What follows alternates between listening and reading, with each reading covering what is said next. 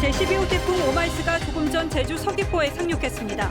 새벽까지 제주와 남해안을 시간당 70mm, 최고 400mm 이상의 폭우를 뿌릴 것으로 예보됐습니다. 국민권익위가 국민의힘 의원 12명 본인 혹은 가족의 부동산 거래 위반이 의심된다고 발표했습니다. 또 열린민주당 김의겸 의원도 업무상 비밀을 이용해 흑석동 재개발 부동산을 사들였다고 판단했습니다. 이재명 지사가 또 고운 인사 논란을 낳았습니다. 뇌물을 받아 징역을 살았던 경찰을 경기도 산하기관 간부로 채용했습니다. 민주당이 이번엔 위안부 피해자 관련 단체 명예훼손 금지 법안을 추진합니다. 정의연 후원금 유용 혐의로 기소된 윤미향 의원도 참여해 논란입니다. 강화된 거리두기 4단계로 밤 9시 현재 대표적 번화가 강남역 일대가 암흑으로 변했습니다. 자영업자는 자포자기에 빠졌습니다. 한 중학교 양궁부에서 선배가 후배를 겨냥해 활을 쏘는 일이 벌어졌습니다. 학교 폭력 여부가 조사 중입니다. 숙박 예약 앱 야놀자가 이미 종료된 서비스를 시행 중인 것으로 3년 넘게 허위 광고에 공정위가 경고했습니다.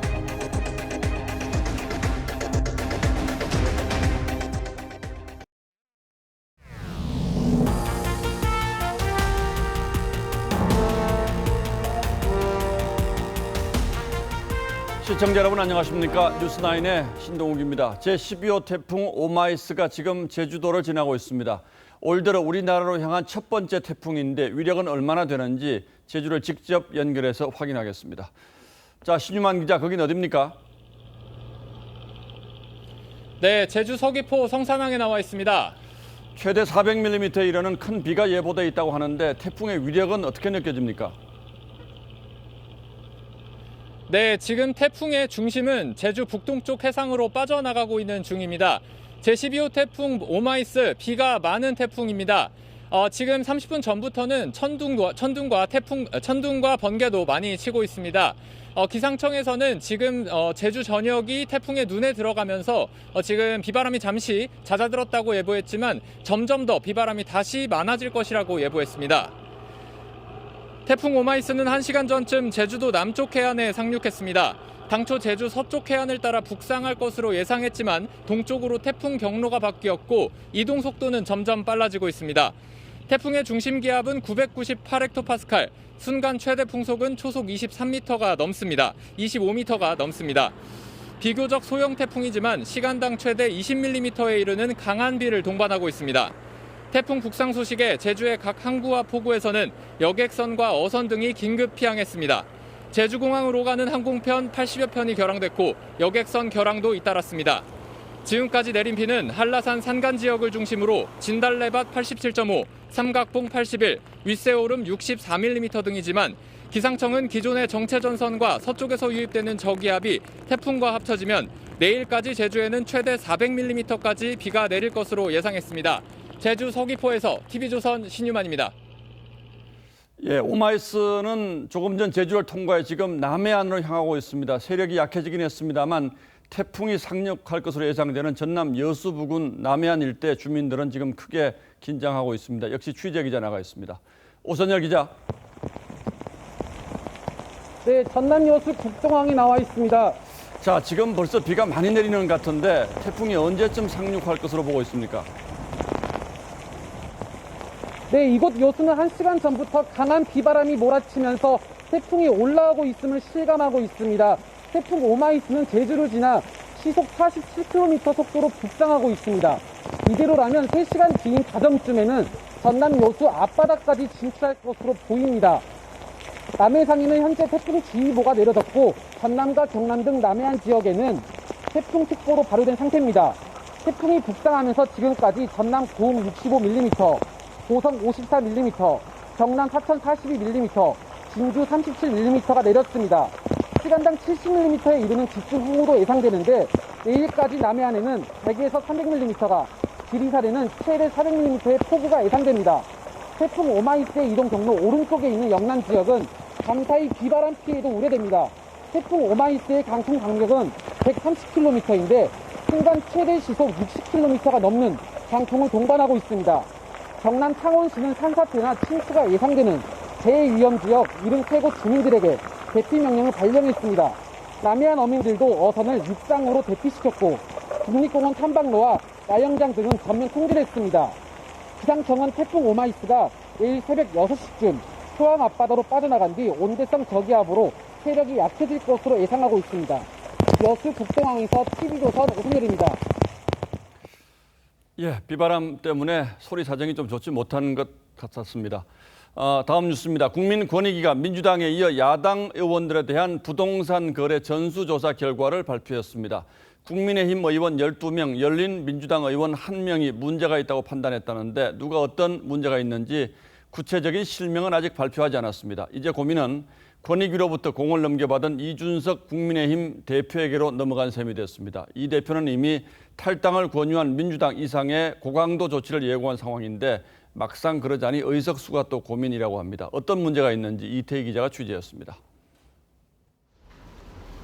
국민권익위는 국민의힘 의원 102명을 포함한 5개 정당 의원과 가족들의 부동산 거래 조사 결과 국민의힘 12명과 열린민주당 1명의 투기 의혹이 확인됐다며 경찰에 넘겼습니다. 조그마한 의혹이라도 밝혀낸다는 차원에서 세부적인 사실 확인이 필요한 사안을 모두 포함하였다는 점을 국민의힘은 농지법 위반 의혹이 6건으로 가장 많았고 세금 탈루 의혹 2건, 부동산 명의신탁 의혹 1건, 토지보상법 등 위반 의혹이 4건입니다. 권익위는 해당 의원들의 실명을 공개하지 않았고 명단을 제출받은 국민의힘 지도부는 대응 방안을 고심 중이라는 짧은 입장만 밝혔습니다. 이준석 대표는 부동산 투기 의원들에 대한 단호한 조치를 예고했고 상황에 따라서는 저는 우리 국민의힘이 더 엄격한 조치도 할 수 있다 이런 생각을 합니다. 어제도 공언했던 입장을 지키겠다고 확인했습니다.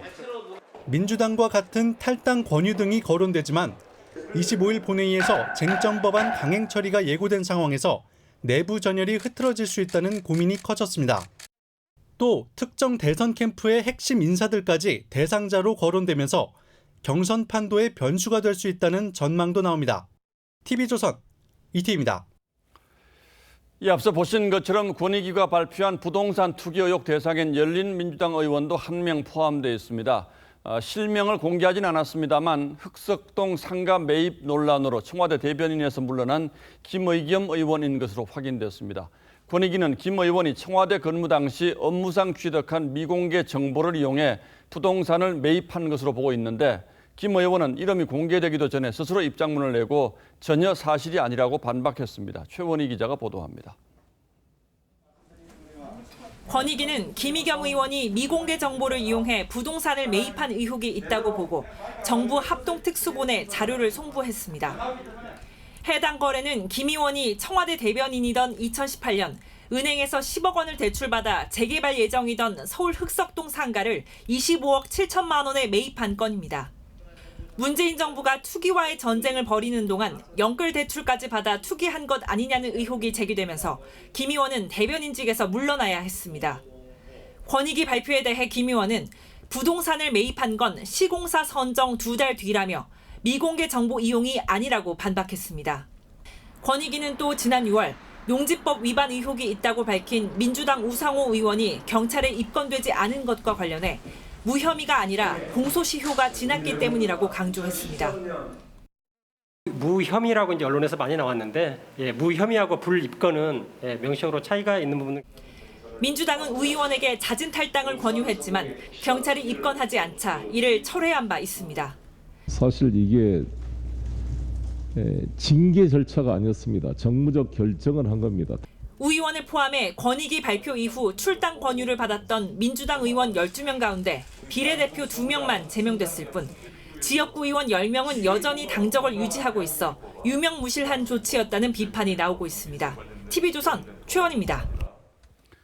음식평론가 황교익 씨가 경기관광공사 사장에 내정된 문제를 두고 정치권이 뜨거운 공방을 벌인 바 있습니다. 결국 황 씨가 스스로 물러나면서 논란이 가라앉는가 싶었는데 경기도 산하기관에서 또 다른 부정 채용 의혹이 불거졌습니다.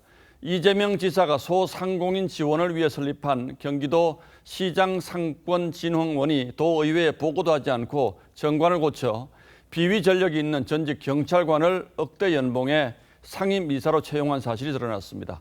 최지원 기자가 자세한 내용 전하겠습니다. 인정하는 말씀을 지난해 말 경기도의회 행정감사, 민주당 소속 도의원이 산하기관인 경기도시장상권진흥원, 경상원의 채용 절차에 문제를 제기합니다. 의회 보고도 없이 정관을 개정해 억대 연봉의 상임이사직을 신설했다는 겁니다. 출연금 1억 2천의 중대한 사안을 결정하는 것을 전혀 업무 보고도 없이 깊이 헤아리지를 못해서 유감입니다. 2020년도 혈세 지금 1년이 낭비라는 넘었잖아요. 지적도 나왔습니다. 지금 성과 하나도 안 보이는데 자꾸 자리만 마련해서 1억 2천이라는 혈세에 쓰신다고 하면 하지만 감사 직후 경상원은 경찰 간부 출신의 박모 씨를 신설된 상임이사직에 임명했습니다. 박 씨는 지난 2012년 기업인으로부터 수천만 원의 금품을 수수한 혐의로 징역 2년 6개월형이 확정된 인물로 2017년까지 경기도 지역화폐 운영사에서 해외 법인장을 지냈습니다. 이낙연 후보 측은 까도 나오는 경기도 인사잡음은 정권 재창출의 장애물이라고 직격했고 야당은 지사직 사퇴를 요구했습니다. 정상적인 채용 절차가 진행됐다면 뇌물전과자 배제해야 마땅했습니다. 자신이 개인적 욕심을 위해서 어떻게 국민 세금 도둑질을 합니까? 매우 파렴치한 행태가 아닐 수 없습니다. 경기도는 지역 화폐 업무 담당자가 필요해 신설한 자리였다며 박 씨의 취업 제한 기간이 지나 채용에는 문제가 없었다고 해명했습니다. 한편 이천 물류센터 화재 사고 당시 먹방 유튜브를 촬영했다 사과한 이 지사는 한 시민단체로부터 직무유기 혐의로 고발당한 것으로 알려졌습니다. TV조선 최재원입니다. 경선 시작 전부터 잡음이 끊이지 않았던 국민의힘에선 결국 당대표의 공식 사과가 나왔습니다. 이준석 대표가 모든 분란과 오해에 대해서 사과한다며 고개를 숙였는데 그러나 윤석열 후보 주변의 이준석 대표 흔들기 행태 역시 도를 넘었다는 지적이 나오고 있습니다. 박경준 기자가 보도합니다. 당내 분란에 대해 지난주 대변인을 통해 간접 사과했던 이준석 대표가 오늘은 직접 고개를 숙였습니다. 모든 분란과 그리고 당내에 다소간의 오해가 발생했던 지점에 대해서 겸허하게 국민과 당원께 제가 진심을 담아서 사과의 말씀을 올립니다. 이 대표는 윤 후보가 지난 5일 직접 만난 정홍원 전 총리를 선관위원장으로 선임하며 갈등의 소지도 없앴습니다. 하지만 윤 후보 지지 세력인 윤사모 일부 회원들은 윤석열 캠프의 공개 자제 요청에도 이 대표 사퇴 요구 시위를 강행했습니다. 이준석도 사퇴하라! 사퇴하라! 사퇴하라! 사퇴하라! 앞서 윤석열 캠프 신지호 부실장의 탄핵 발언, 민영삼 전 특보의 공개 비판에 이어 외곽 지지 세력까지 이 대표 공격에 나선 겁니다. 이를 두고 양측 감정의 골이 깊어지면서 윤 후보조차 통제 못하는 상황이 됐다는 지적이 나옵니다. 윤석열 후보는 본인이 직접 사과하셔야 합니다. 더 이상 당대표를 흔들지 마십시오. 이런 가운데 김재원 최고위원은 홍준표 후보가 윤 후보를 이기면 큰일 난다고 공개 저격해 또 다른 논란을 낳았습니다. TV조선 박경주입니다. 야권과 전문가들의 거센 반발에도 언론중재법을 밀어붙여온 여당이 사립학교법과 탄소중립기본법 같은 쟁점 법안들도 야당과의 합의 없이 본회의 강행 처리를 예고하면서 후폭풍이 거세게 일고 있습니다. 관련 단체와 업계에서는 위헌 소지는 물론 대량 실직 사태까지 우려된다며 강하게 반발하고 있습니다. 어떤 사정이 있는지 이미지 기자가 자세히 취재했습니다. 지난 19일 밤 국민의힘 의원들이 불참한 가운데 사립학교법 개정안이 국회 교육위 전체회의를 통과했습니다. 야당은 추가 논의를 위한 안건 조정위를 신청했지만 열린민주당 강민정 의원이 야당목 위원을 배정하는 꼼수를 동원해 처리한 겁니다. 개정안은 사립학교가 교원을 채용할 때 일부 시험을 시도교육감에게 위탁하는 내용을 담고 있는데 사립학교와 유관단체들은 사학 자율성을 완전 박탈한 위헌 입법이라며 반발하고 있습니다. 인사권을 훼손하는 것은 반헌법적이고 사학 운영의 자율성을 근본적으로 훼손하는 처사다. 국회 환노위도 지난 19일 새벽 정의당을 제외하고 무소속 윤미향 의원을 포함시켜 안건 조정위를 무력화시킨 채 탄소중립기본법을 강행 처리했습니다. 여당은 적법하게 진행 중인 소위를 중단시키고 기습적으로 안건 조정인을 동원해 해당 법안에 따르면 2030년 온실가스 배출량을 2018년 대비 35% 이상 감축해야 하는데 이를 위해선 막대한 전기차 수입이 불가피하다는 점에서 자동차 업계는 대량 실직과 부품업계 고사를 우려하고 있습니다. 매출이 15% 이상 감축하게 돼서 부품업계의 산업의 생존 위기에 직면할 가능성이 높고 근로자들은 대규모 실직 사태가 불가피해질 것으로. 국민의힘은 언론중재법과 함께 사학법, 탄소법의 본회의 처리를 저지하겠다는 방침이지만 현실적으로 막을 방법은 없습니다. TV조선 이미지입니다. 예, 거대 여당 민주당의 독주를 보여주는 법안이 또 있습니다. 이번에는 일본군 위안부 관련 단체에 대한 명예훼손을 금지하는 내용의 법안을 발의했습니다.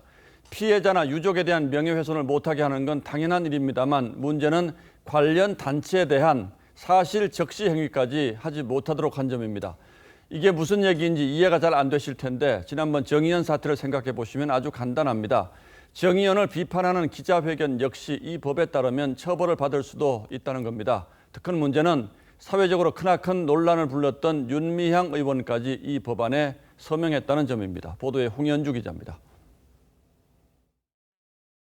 민주당 인재근 의원 등 10명은 최근 위안부 피해자 보호와 지원에 관한 법률 개정안을 제출했습니다. 개정안은 비방할 목적으로 사실을 적시하거나 허위 사실을 유포해 피해자나 유족 또는 일본군 위안부 관련 단체의 명예를 훼손해서는 안 된다는 조항이 신설됐습니다. 개정안 발의엔 정의연 후원금 유용 혐의 등으로 재판을 받고 있는 윤미향 의원도 참여했습니다. 개인 계좌를 통하여 모금하였다고 해서 계좌에 들어온 돈을 개인적으로 쓴 것은 아닙니다. 일부 유튜버 등의 근거 없는 비방에 시달리는 피해자나 유족뿐 아니라 관련 단체에 대한 사실 적시까지 금지했다는 데서 정의연에 대한 비판을 원천 봉쇄하는 법이란 비판이 제기됩니다. 언론계와 법조계 등에서 언론 옥죄기라는 비판을 받고 있는 언론중재법은 민주당이 모레 본회의에서 처리 방침을 굽히지 않고 있습니다. 최재형, 유승민 등 국민의힘 대선 주자 4명은 후보들의 공동투쟁을 제안했습니다. 개인적 고려나 정치적 계산 없이 즉각적으로 연대 투쟁에 동참해야 합니다. 여권에선 김두관 후보가 독소 조항이 많다고 한 데 이어 환영 입장을 보이던 이낙연 후보도 오늘은 한 발 물러섰습니다. 우려가 많이 제기되고 있기 때문에 설명 또는 숙고의 노력도 병행했으면 합니다.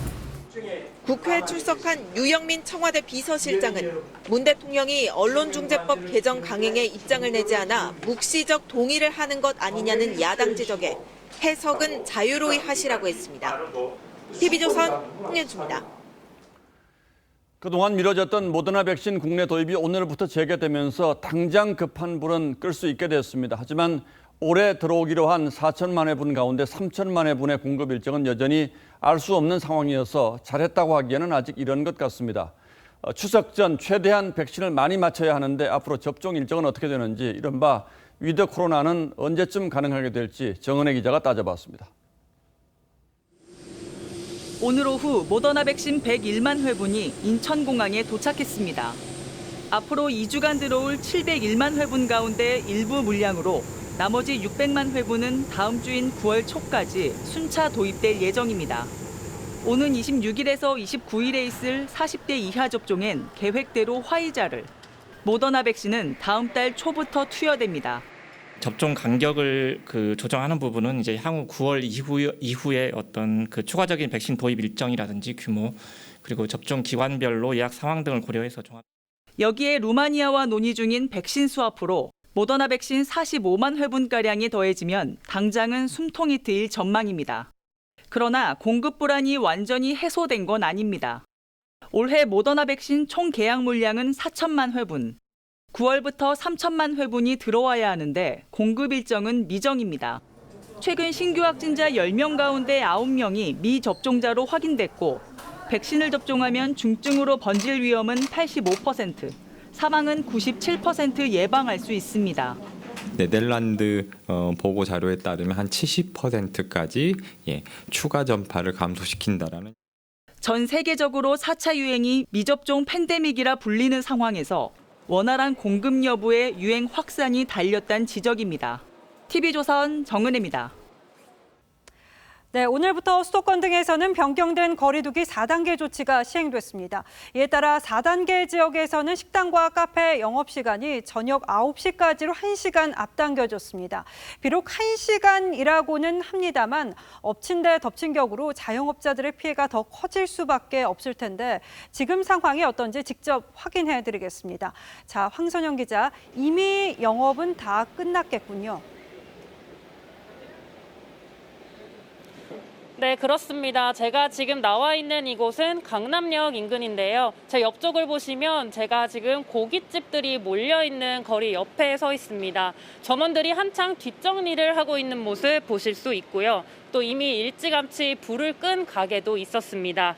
지금 9시 20분 정도 됐는데요. 이곳 음식점들은 9시가 되기 전부터 손님들을 내보내기도 했습니다. 네, 지금은 거리가 마치 한밤중인 것처럼 보시다시피 조용해졌습니다. 네, 3명 이상은 모일 수도 없고 또 9시까지라면 사실상 저녁 약속은 어렵다고 봐야겠군요. 네, 그렇습니다. 제가 오늘 저녁 6시쯤부터 이곳에 나와 있었는데요. 3인 이상 모임이 금지된 데다 또 퇴근 시간 이후에 밥을 먹기도 애매한 시간인 9시 통금이 걸쳐 있어서 손님 수 자체가 줄어든 모습입니다. 네, 상인들은 이런 상황에 자포자기했습니다. 절반 이상으로 손님들이 많이 줄었다고 볼 수 있어요. 착잡하죠? 손님도 없고 장사 잘 돼야 서로 다 좋고 하는데 우리가 뭐 법을 계속 지키면서 이렇게 해왔는데 일방적으로 우리한테만 희생을 강요하는 것 같아서 우리가 뭘 잘못했는지. 밤 9시 이후 집합금지는 편의점과 야외 취식에도 적용됩니다. 다만 백신을 2차까지 맞은 사람 2명을 포함하면 4명까지 모임이 가능합니다. 2차 접종을 마친 뒤 면역 형성 기간인 14일이 지나야 하고 해외 접종자는 제외입니다. 유흥시설로 분류된 클럽과 감성주점, 헌팅포차 등은 계속 영업이 전면 금지되고 PC방과 독서실, 노래방 등은 밤 10시까지만 운영할 수 있습니다. 이번 조치는 다음 달 5일까지 유지됩니다. 서울 강남역에서 TV조선 황선영입니다. 양궁 명문 경북 예천의 한 중학교 양궁부에서 이 선배가 후배를 향해서 화살을 쏘는 일이 벌어져서 경찰이 수사에 나섰습니다. 이 피해 학생과 가해 학생 간 주장이 크게 엇갈리는데 학교 폭력 여부를 조사 중입니다. 이민재 기자입니다. 경북 예천의 한 중학교입니다. 지난 4일 이 학교에서 양궁부 1학년 A군이 3학년 선배가 쏜 화살에 등을 맞는 일이 벌어졌습니다. 활 연습은 진짜 관역을 하는데 등에다 넣으니까 이렇게 피하면서 등에 맞았다. 그걸 목격해야 A군은 다행히 크게 다치지는 않았지만 정신적 충격을 호소하고 있습니다. A군 측은 3학년 선배가 활을 겨눠 도망갔지만 이동 조준에 쐈다고 주장했습니다. 당시 양궁부 코치는 자리를 비웠었고 연습장에는 학생 5명만 있었습니다. 실수는 아닌 것 같고 사실은 사람 보고 쐈는 건 아니었어. 코치가 마치 없을 때니까. 하지만 가해 학생 측은 고의성이 없었다고 주장합니다. 가해 학생 측 부모는 사과를 하고 합의서까지 썼지만 피해 학생 측에서 문제를 키우고 있다며 맞서고 있습니다. 피하면서 왼쪽 등 쪽을 맞았다고 합니다. 그냥 시골에서 농사 지으면서 조그마한 주유소를 하나 하고 있는 저가 무슨 힘이 있을 것이며. 경북교육청은 오는 27일 학교폭력심의위원회를 열어 양궁부 안에서 선후배 간 괴롭힘이 있었는지 조사할 방침입니다. TV조선 이민재입니다. 부산대가 조국 전 장관 딸의 의전원 부정입학 의혹에 대한 최종 결론을 내일 발표합니다. 이에 앞서서 인턴, 레지던트 등 전국 전공의 14,000명을 대변하는 대한전공의협의회가 조 씨의 의전원 입학 취소를 촉구하고 나섰습니다. 한지은 기자입니다. 젊은 의사들을 대변하는 대한전공의협의회가 조국 전 법무장관 딸의 의전원 입시 의혹 문제를 정면으로 비판하고 나섰습니다. 지난 13일 협의회장이 새로 당선된 뒤 첫 공식 행보였습니다. 받지도 않는 표창장을 받은 것처럼 위조하지 않으며 자신의 힘과 능력으로 합격하는 것, 그게 바로 공정이며 정의입니다. 조국 전 장관에 따른 의사 자격이 없다며 내일로 예고된 부산대의 결정을 압박했습니다. 조 씨가 온전한 자격을 갖추지 않은 채 진료 현장에 나갔을 때 환자들이 느낄 수 있는 불신, 사회에 대한 실망감은 이루 말할 수 없을 것입니다. 조 전 장관 딸이 학부 과정을 졸업한 고려대 결정도 남았습니다. 고려대는 판결문을 토대로 후속 조치를 진행하겠다는 기존 입장만 되풀이했을 뿐 결정 시기 등을 밝히지 않고 있습니다. 지난 11일 정경심 교수 항소심 재판부는 1심 판단과 마찬가지로 조 전 장관 딸의 단국대 의과학연구소와 공주대 생명공학연구소 인턴 확인서 등 이른바 7대 스펙 모두를 허위로 판단했습니다. TV조선 한지은입니다.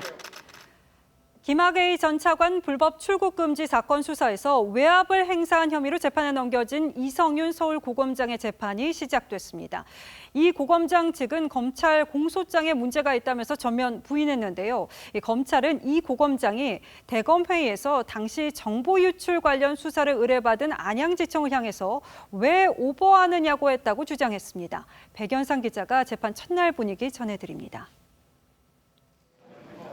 이성윤 서울고검장 측은 김학의 전 법무부 차관의 불법 출금 수사 무마 의혹 첫 재판을 마친 뒤 혐의 내용을 부인했습니다.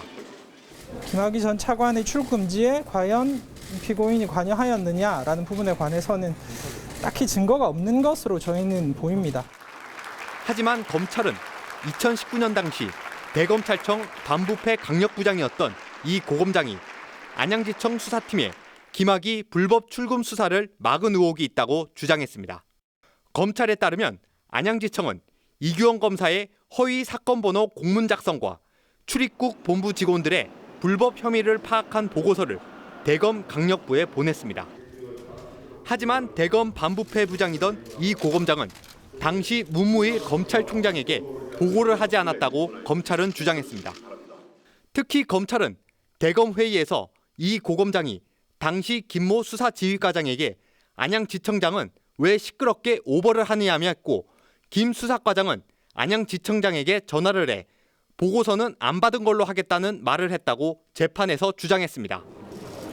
이에 대해 이 고검장 측은 공소 사실이 불명확하거나 자신감 없는 공소장이라고 반박했습니다. 재판부는 다음 달 2차 공판 준비기일을 엽니다. TV조선 백연상입니다.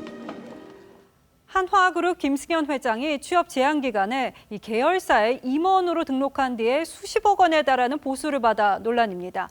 이 한화 측은 해당 계열사는 취업 제한 규정 위반에 해당하지 않는 곳이어서 위법이 아니고 법률 검토를 통해서 이미 따져보고 내린 결정이라는 입장입니다.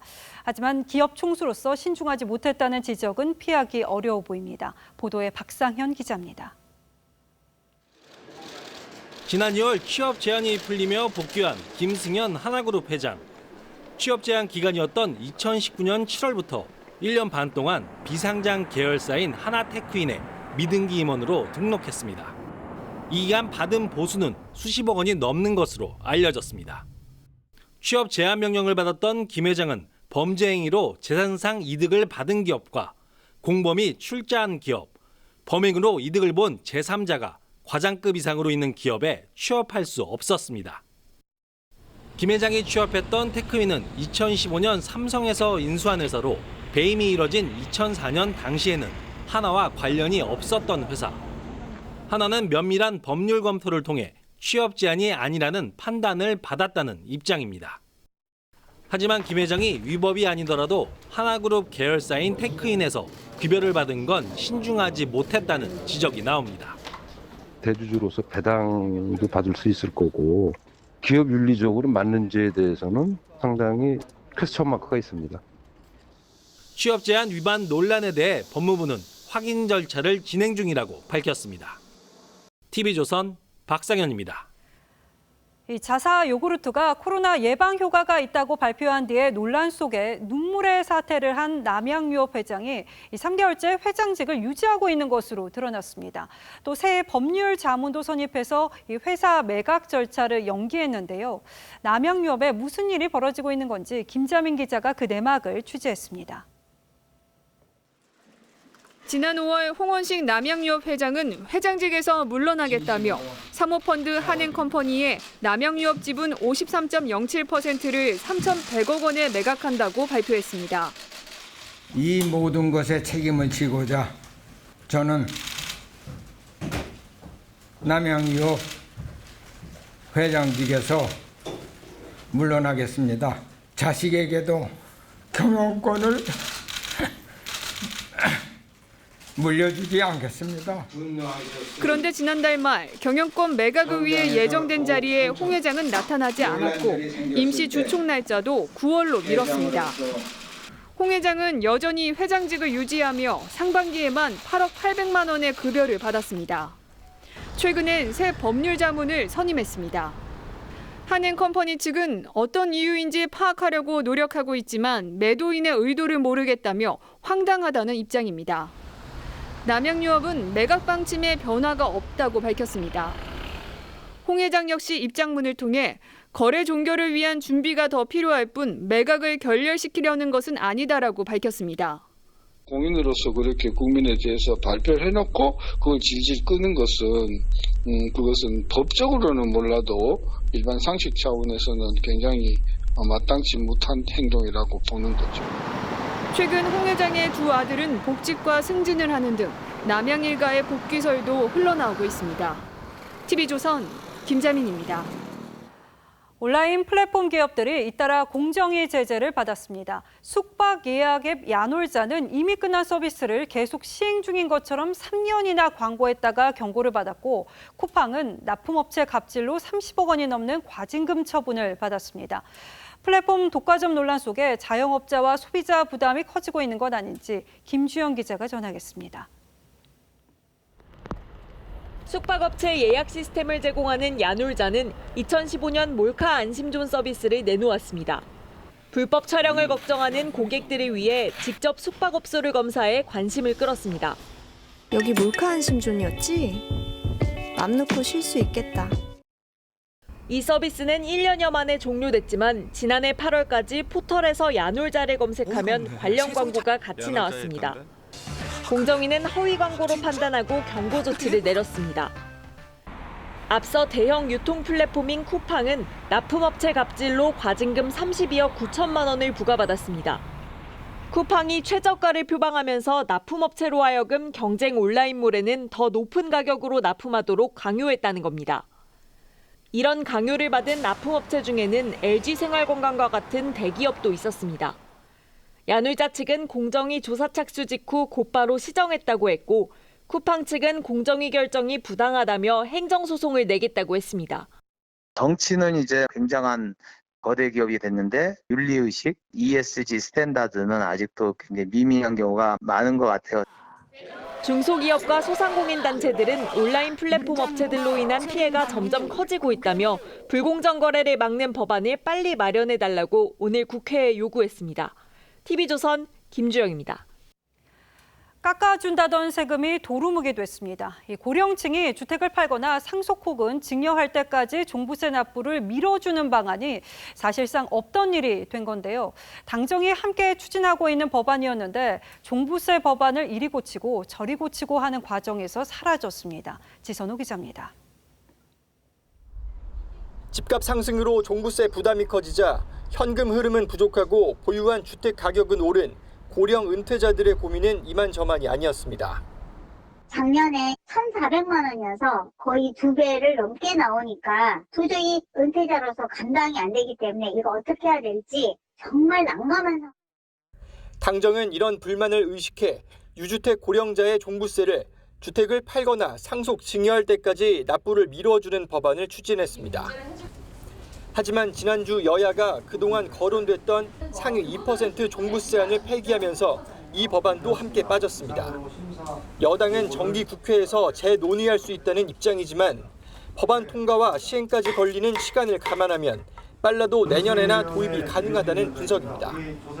최근에 주택 가격이 상승하는 속도 그리고 공시가격이 그에 맞춰서 현실화되는 속도가 단기간에 너무 급격했기 때문에 특히 올해 수도권 아파트값의 누적 상승률은 11.12%로 노무현 정부 시절인 지난 2006년의 아파트값 상승률 7.63%를 넘어선 상황. 수입이 거의 없는 고령자의 종부세 부담은 더 커질 수밖에 없습니다. 재건축 실거주 의무 백지화와 임대사업자 혜택 축소 재검토, 그리고 종부세 상위 2%한 폐기까지 정부 여당의 오락가락 부동산 정책에 시장 혼란은 커지고 있습니다. TV조선 지선호입니다. 네, 보셨듯 플랫폼 기업은 자영업자를 올리고 깎아준다는 세금은 없던 일이 되고 서민 입장에서는 팍팍한 소리뿐인데요. 이 밥상 물가도 좀처럼 잡히지 않고 있습니다. 추석을 앞두고 고기부터 과일, 우유까지 천정부지로 치솟으면서 소비자 물가 상승폭은 9년 만에 최고치를 찍었습니다. 류주영 기자입니다. 서울의 한 대형마트입니다. 축산물 코너의 소비자들이 돼지고기에 선뜻 손을 뻗지 못합니다. 삼겹살 되게 많이 구워 먹고 즐겨 찾고 했었는데 확실히 가격이 좀 오른 것 같고 좀 장바구니 담기도 꺼려지고. 국내산 냉장 삼겹살은 평년보다 18%, 1년 전에 비해 8% 넘게 올랐습니다. 최근 강원도에서 잇따라 아프리카 돼지 열병이 발생하면서 가격이 불안해진 겁니다. 원유값도 오르면서 우유 역시 이르면 추석 전후 가격이 인상될 것으로 보입니다. 우유는 커피와 아이스크림, 빵 등 많은 제품의 원재료로 쓰여 가격 인상에 따른 파급은 더 클 것으로 보입니다. 대표적인 추석 성수품 가격도 올랐습니다. 신고배와 사과는 1년 전보다 각각 31%, 15% 올랐고 한우 가격도 10% 뛰었습니다. 코로나19가 계속 확대되고 있고 4단계가 유지되고 있기 때문에 올 연말까지도 계속 물가는 오를 것으로 전망이 됩니다. 지난달 소비자 물가 상승폭이 9년 만에 최고치를 찍은 가운데 생산자 물가지수는 1965년 통계 작성 이래 역대 최고로 나타났습니다. 정부는 이르면 이달 말 추석 민생 안정 대책을 발표할 방침입니다. TV조선 류주현입니다. 레트로 열풍을 타고 80년대풍 음악이 다시 인기입니다. 디스코에서 확장된 전자음악 장르인 신스팝인데요. 최윤정 기자가 소개합니다. 쿵짝거리는 박자에 익숙한 전자음악 소리가 새롭게 느껴집니다. 최근 가수 선미가 발표한 신곡인데 디스코 음악에서 확장된 신스팝 장르입니다. 신스팝은 신시사이저 전자음이 중심이 되는 장르로 80년대에 큰 인기를 얻었습니다. 지난해부터 세계적 팝스타 위켄드의 노래가 큰 인기를 끌자 국내외를 막론하고 전자음악이 대세를 이루고 있습니다. 전자음악 쪽에도 그런 복고 열풍이 있습니다. 국내 K-팝 작곡가들도 비슷한 사운드와 편곡을 많이 도입하고 있고요. 악뮤는 아이유와 신스팝 사운드가 가미된 신곡으로 인기를 끌고 있고 80년대를 풍미했던 이선희와의 콜래보레이션 곡에서도 복고풍 전자음을 활용했습니다. 뿅뿅대는 그 멜로디 라인이 있잖아요. 젊은 세대도 어렵지 않게 들을 수 있는 옛날 음악, 어른들의 입장에서는 젊을 때 들었던 추억의 음악과 비슷한 그런 느낌 때문에 또 좋아하는 게 아닌가. 다시 돌아온 80년대 신스팝을 비롯해 흥겨운 디스코풍의 복고 음악 인기는 지속될 전망입니다. TV조선 최윤정입니다.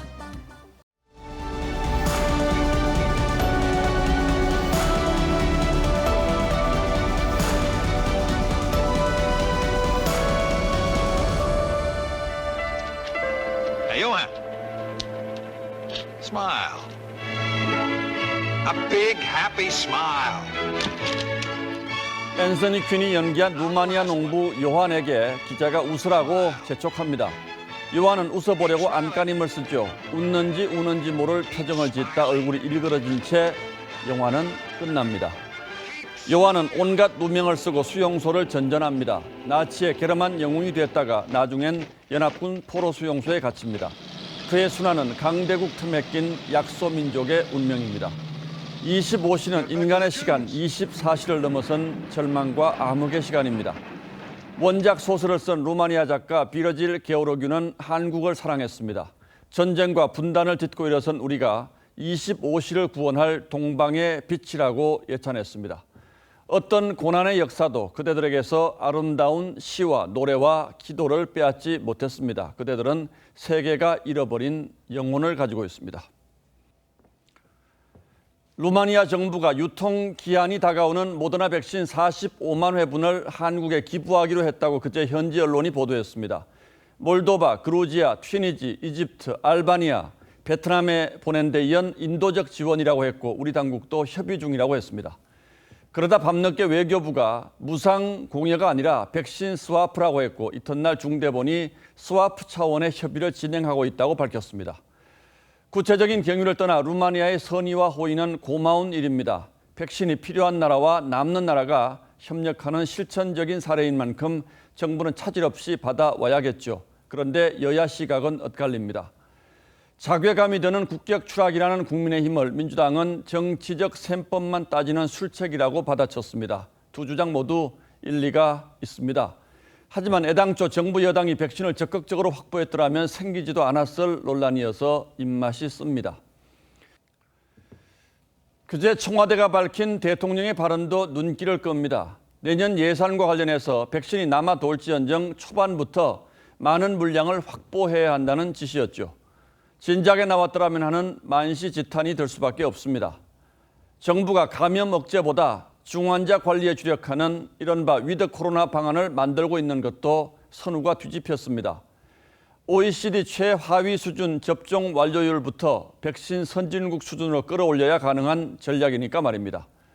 시인이 코로나 25시를 탄식합니다. 코로나 지옥이다. 구치소에 갇혀있다. 그 암흑에서 벗어날 열쇠는 누가 뭐라고 해도 백신입니다. 8월 23일 앵커의 시선은 백신을 준다지만 이었습니다.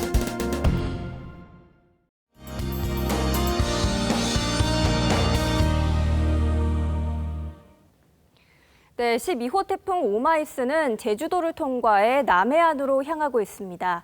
오늘 자정 무렵에는 남해안에 상륙할 것으로 보이고요. 이후에는 온대저기압으로 소멸하겠습니다. 이 태풍이 북상하면서 제주 해상과 남해상, 전남과 경남 지역에는 태풍특보가 내려졌습니다.